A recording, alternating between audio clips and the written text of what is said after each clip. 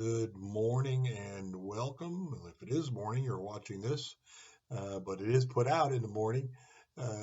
Welcome to our daily Devo for Saturday, the 28th of January today. We continue to look through some meditations on the Trinity that originally came from A.W. Tozer, but it is Moody Publishing that has selected all of these from various sermons, writings, whatever, of A.W. Tozer. And this one, again today, we've got another one from, I know you'll be surprised, Attributes of God. We're looking at the Trinity as the title suggests.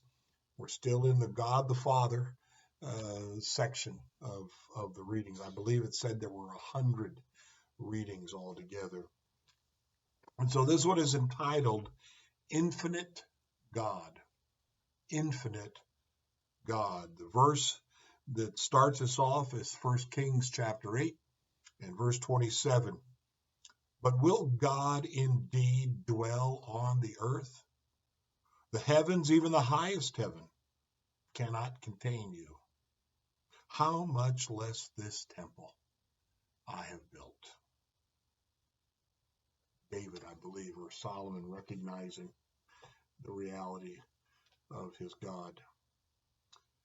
We can always measure things. We know how big the sun is, how big the moon is, how much the earth weighs, how much the sun and other heavenly bodies weigh.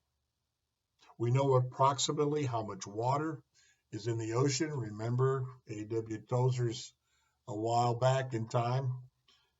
It seems boundless to us, but we know how deep it is, and we can measure it, so it really isn't boundless at all. There is nothing boundless but God, and nothing infinite but God. God is self-existent and absolute. Everything else is contingent and relative. There is nothing very big and nothing very wise and nothing very wonderful. It's all relatively so. It is only God who knows no degrees. God doesn't extend into space. God contains space. C.S. Lewis said that if you could think of a sheet of paper infinitely extended in all directions, and if you took a pencil and made a line 1 inch long on it, that would be time. When you started to push your pencil, it was the beginning of time. And when you lifted it off the paper, it was the end of time. And all around, infinitely extended in all directions, is God. That's a good illustration, A.W. Tozer said. Again, we're back to this. It seems to be a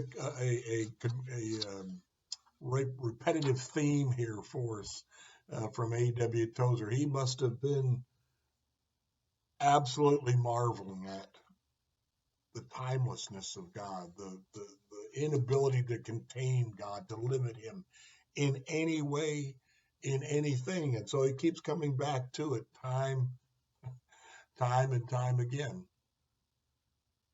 Space, we don't know how far out it all goes. I know today we're doing all kinds of measurings and trying to measure things in light years, and even that is beyond our ability to travel one, and yet God contains it. He's not contained by it. He's infinite. He's infinite in every way and everything. He's a mighty God. The prayer for today, Holy Father, you are infinite, incapable of being contained or comprehended. I submit myself to you, knowing that nothing and no one compares to you.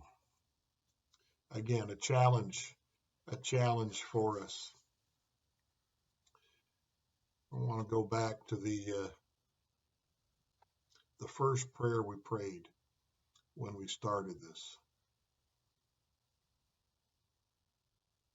I just had the thought to go back to it. It's taken me a while to find it. Well, I don't want to hold you up any longer.